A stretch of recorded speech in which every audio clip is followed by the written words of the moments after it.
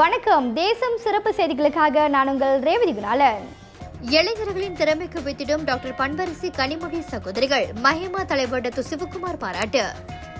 இசை கல்வியோடு சமூக சேவையும் இணைத்து இளைஞர்களின் திறமைகளை வளர்த்து வரும் டாக்டர் பண்பரசி கனிமொழி சகோதரிகளுக்கு மஹிமா இயக்க தலைவர் டாக்டர் சிவகுமார் பாராட்டு தெரிவித்தார்.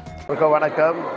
இன்னைக்கு பார்த்தீங்களா, டாக்டர் பண்பரசியும் கனிமொழி அவர்களும் சேர்ந்து டிபிகே என்ற ஒரு இயக்கத்தை மூலியமாக பல இளைஞர்களுக்கு ஒரு முறையான முறையில் சங்கீதத்தை கற்றுக் கொடுத்துட்ருக்காங்க.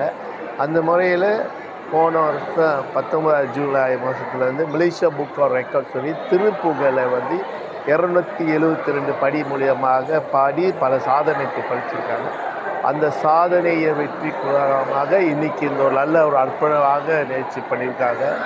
சேவைகள் செய்யல மத்தியில் நாங்களும் நல்ல ஒரு சேவைகள் செய்யும், அதே நேரத்தில் கல்வியும் இசையும் சேர்ந்து நாங்கள் கொடுப்போம் சொல்லிட்டு மற்றவங்க மத்தியில் நல்ல முறையில் பழைய பிள்ளைங்களுக்கும் இளைஞர்களுக்கும் அவங்க நேரத்தில் பாடத்தையும் சங்கீதையும் கட்டி கொடுத்துருக்காங்க. கண்டிப்பாக இந்த முறையில் அவங்களுக்கு நன்றி சொல்ல நம்ம கடமைப்பட்டிருக்கோம். பேரா மாநிலத்தில் இசை மற்றும் பரதநாட்டியம் கற்பித்து ஏராளமான மாணவர்களுக்கு முறையான பயிற்சி அளித்து வரும் இருவரின் அர்ப்பணிப்பு பாராட்டுக்குரியது.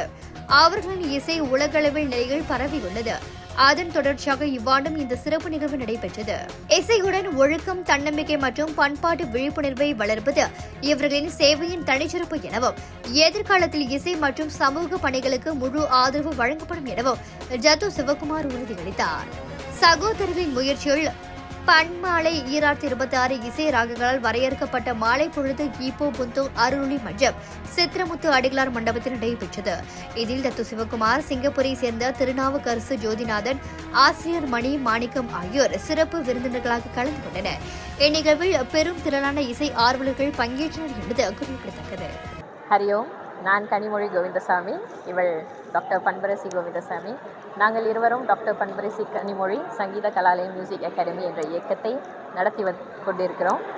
கடந்த 2006 என்ற ஆண்டில் தொடங்கி இன்றைய வரைக்கும் இந்த இயக்கம் நடைபெற்று கொண்டு தான் இருக்கிறது.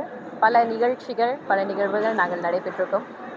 முக்கியமாக இன்றைக்கு சிறப்பாக நாங்கள் நடைபெற்றது பன்மாலை 2026 ஆறாம் ஆண்டில் நடைபெற்றது.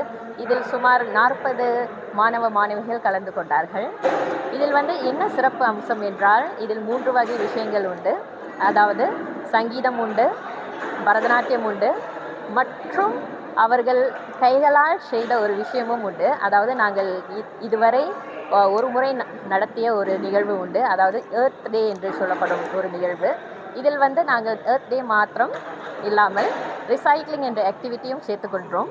அதாவது இப்போ வர இந்த ஜெனரேஷனுக்கு இந்த உணர்வும் வேண்டும், நேச்சரையும் அவங்க ரசிக்க வேண்டும் என்ற ஒரு நோக்கத்தில் தான் இதை நாங்கள் நடத்தி கொண்டிருக்கிறோம். ஸோ இது இன்றைக்கு 2வது முறையாக இங்கே அரங்கேற்றப்பட்டது. அதாவது மாணவிகள் அவர்கள் கைகளால் நட்ட அந்த பாட்ஸ், அந்த பிளான்ட்ஸை இன்றைக்கு வந்த விருந்தினர்கள் அனைவருக்கும் அவர்கள் வழங்கினார்கள். அது ஒரு சிறப்பு அம்சம். இத்துடன் இன்றைய செய்திகள் நிறைவடைகின்றன.